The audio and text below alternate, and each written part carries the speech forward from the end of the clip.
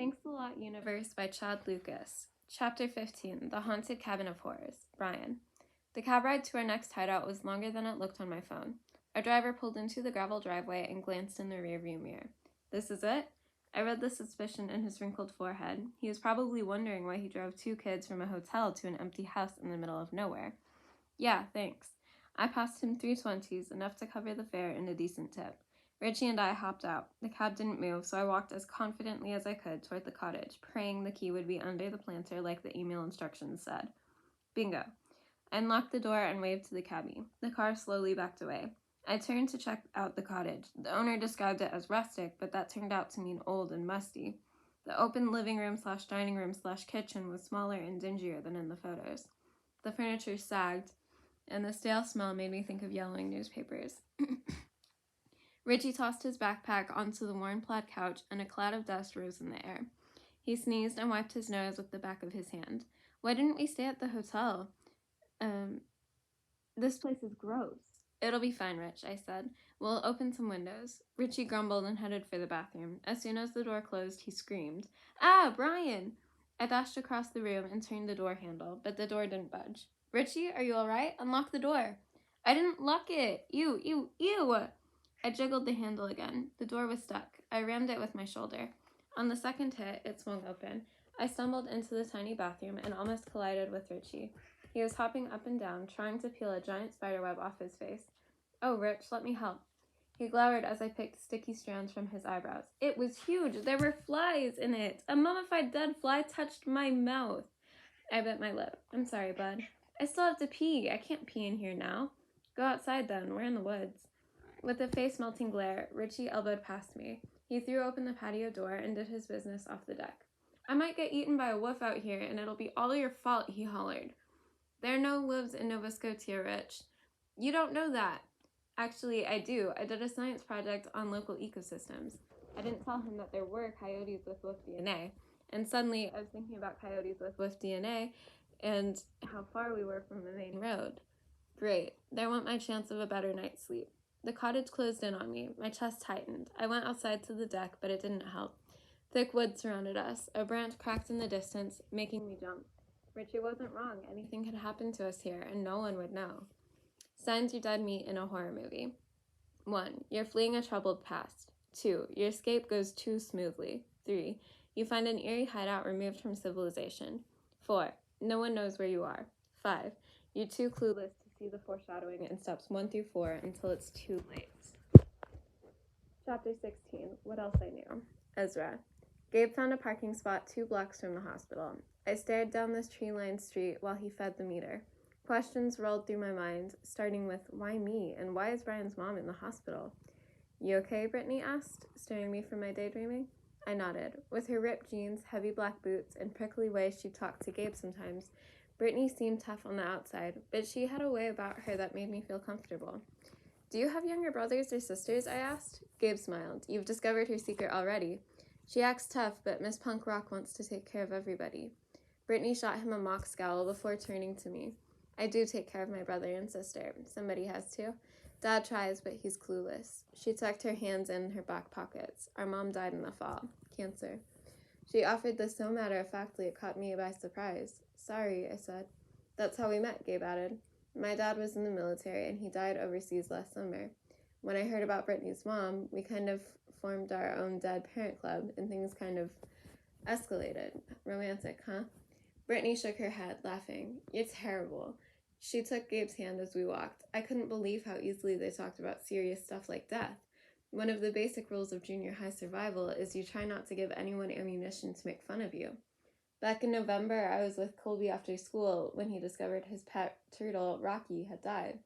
He had that turtle since he was 5. When Colby cried out in shock, Jackson burst into his room to see what was up. He mocked Colby for being sad over a stupid reptile.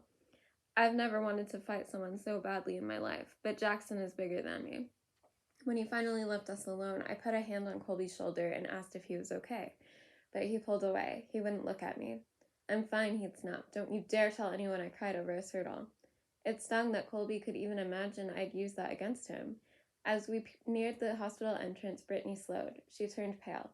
What is it? Gabe asked. I didn't think this would bother me so much. I haven't been in a hospital since. I can't, sorry. The last word was a whisper. Gabe wrapped an arm around her. Don't be sorry, I should have thought about that. She closed her eyes. You guys go ahead, I'll wait here. Gabe looked from Brittany to me, obviously torn. I can go by myself, I said. I don't mind. They promised to wait, and Gabe gave me a fist bump. Despite what I told them, my stomach fluttered as I walked through the automated glass doors. I was used to wandering on my own, but a solo trip to music lessons wasn't the same as visiting a stranger in the hospital. Sergeant States met me when I got off the elevator at the psychiatric unit. A nurse watched us, and she didn't look happy. He nodded at her in a way that told me they'd talked and maybe argued about why I was there. We walked until we reached Brian's mom's room near the end of the hall. Mrs. Clellan beckoned me in. Our eyes met, and my brain fully connected that Gabe's dad had been her husband. She'd lost someone too. Sergeant States waited outside as I followed Mrs. Clelland. Brian's mother sat in a chair beside the bed. She was younger than I expected, younger than my mom. She looked tired and sad. She waved toward the chair next to hers, and I sat down. Thank you for coming. Her voice was soft and scratchy, like someone getting over laryngitis. She looked at Mrs. Clelland. Can you give us a minute, please? Mrs. Clelland hesitated. I nodded. I didn't know why Brian's mom wanted to talk to me alone, but I wanted to make her happy. Maybe I could do one small thing to make up for what I hadn't done for Brian. Mrs. Clelland relented, backing out of the room. Brian's mom sat quietly. I swallowed, trying to soothe my dry throat. She offered a smile that didn't erase the sadness in her eyes. I'm sorry for the setting, but I'm glad to meet you. Brian thinks so highly of you. This made my throat hurt more. He does? I know he's not the most expressive, but your kindness means more than you know. She sighed. He'd be mortified that I told you. I rubbed my eyes behind my glasses. I like Brian. My own voice went scratchy. I'm sorry I didn't always. Ezra, no, don't do that. You're in 7th grade, she interrupted, as if that explained everything. She patted my hand. Her fingers were cold. With a glance at the door, she leaned closer. But he might listen to you. I sat up straighter. You know where he is? She shook her head. Hank talked to him, but Brian wouldn't say. He has a phone. If you called... She tugged at her hospital bracelet. It would be better if you didn't tell anyone, like the social worker or the police. Who was Hank, and why was Brian's mom asking me to keep this from the police? She exhaled. I know it's a lot to ask. Brian's father got tied up in some things. It's also complicated. I'm just trying to do what's best for Brian and Richie. Brian doesn't know who to trust. He might trust you. Her attempt at explaining left me more confused and nervous, but this last part hit me in the stomach. What do you want me to do? Her eyes watered. I'll give you his number. I wrote it down. Just try to talk to him. She picked up a book from the bedside table and ran her hand over the cover. Brian brought me this. He's so thoughtful. He tries to take care of me, of all of us. She closed her eyes. It was his birthday and we... Oh, I'm sorry. She covered her face. Her shoulders twitched as she cried quietly. I squirmed, wondering if I should get Mrs. Clelland. I hardly ever saw adults cry. I carefully took the book and found Brian's number written on the first page. I put it into my phone. Brian's mom wiped her eyes. You must be wondering why I don't call him myself. Of course I wondered, but it seemed like a question I shouldn't ask. She swallowed. We made a mess of things. It's more than you can fix, Ezra, but maybe Brian will talk to you at least. I'll try, I said. I promise. She walked me across the room and stopped by the door. Can I give you a hug? Her eyes were so sad it hurt to look at her. When I said yes, she wrapped her arms around me like she never wanted to let go. I knew she was thinking about Brian. As I hugged her back, I thought about my own mom. I knew she loved me, but I couldn't remember the last time she'd hugged me like this. Tell Brian I miss him so much, she whispered. Tell him I'm so, so sorry. The weight of my mission sank in as I left the room. Brian was reachable, maybe, but he wouldn't talk to the people who knew him best. What if he wouldn't talk to me either? Why should he talk to me after I stood there uselessly while Victor bullied him? What if I screwed up and he disappeared completely? For a moment, I imagined a different day where I didn't barge into Mrs. Clelland's classroom and none of this had anything to do with me. I quickly shook it off. That was why Brian was so unnoticed at school. Everyone decided he wasn't our problem. Not anymore. I was so wrapped up in my thoughts that I forgot about Mrs. Clelland until she caught the elevator doors. I apologized as they slid shut behind her. Are you all right? She asked. I'm afraid we've dumped an awful lot on you today. I liked Mrs. Clelland. She was a good teacher. When she looked at you, she really saw you. I wanted to tell her everything, but teachers probably had official rules on sharing information with police, so I kept quiet. I didn't want to blow my shot at finding Brian. I'm all right. I hope Brian's okay. I straightened my glasses. I wish I'd talked to him more last week. I wish I'd known something was wrong.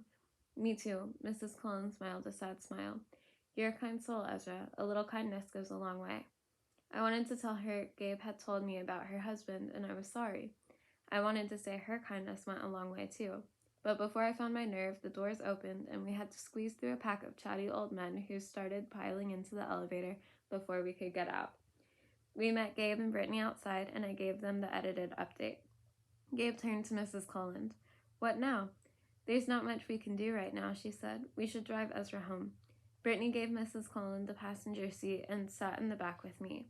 When we pulled up at my place, Brittany patted my arm. Nice sleuthing with you. I'm sure he'll turn up. We'll let you know if we hear anything, Mrs. Cullen said. You should do the same. Her look made me think she suspected Brian's mom had told me something. Thank you, I said, trying not to sound guilty. I climbed out. Once I was in the house, I checked the text I'd ignored all afternoon. Brian had asked if I wanted to hang out. I sent off an excuse for my late reply. Mom said she was leaving the office at 6 and meeting Dad for sushi. Want to catch a cab and join us? I'm good. Have a romantic dinner, I replied. I held the house to myself. I should call Brian right away. Don't overthink it. No, I had to be prepared. How was I supposed to convince him to come home? Where even was home now? This was way out of my league. I needed to think, and I was hungry. After I layered a tortilla with peppers, cheese, and leftover chicken and threw the whole thing in our sandwich grill, I picked up my phone again. Okay, do it. I opted for a text first. Hey Brian, this is Ezra. Start simple, right? Don't jump straight to, so I hear you're on the run. What if he doubted it was me? On a whim, I snapped a photo and sent it. See, c'est moi. Was that weird? We shared goofy pictures in the juice all the time. A couple of weeks ago, Kevin sent a shot of his first armpit hairs. He was very proud. Naturally, Colby replied that even on full zoom, he couldn't see anything. The thread got grosser from there. I put my phone down and focused on not burning my dinner. As I lifted it from the grill, my phone lit up. Do you have a secret girlfriend? It was Kevin. What are you talking about? I replied. You keep ghosting after school and being all shady. What's the deal? The perfect answer came to me. I've been meaning to tell you. I joined a space cult. Pledge your loyalty to Zergaz the Seven-Faced and you will be spared the reaping. Lol, dude, you're so weird. Want to play online? Maybe later. Eating now. As I took my first gooey bite, Kevin wrote back. I tucked a loose cheese string in my mouth before I checked my phone. How did you get my number? It wasn't Kevin. I swallowed wrong and had a coughing fit. Bits of half-chewed tortilla flew everywhere. For an awful moment, I couldn't catch my breath. I stumbled to the sink and gulped from the top. When I could breathe, I had to laugh at my own clumsiness. Boy receives text, chokes to death on burrito, I said to no one. After pouring a glass of water, I wrote Brian back. I found out at school that you were missing. I looked for you this afternoon. Your mom asked to see me and gave me your number. 3 long minutes passed before Brian wrote back. You saw my mom? Yeah, Mrs. Cullen was there too. She's worried about you. I am too, TBH. 2 minutes this time. Did anyone tell you what happened? Did my mom? No, I only know things aren't good. I want to help. Can I come to wherever you are?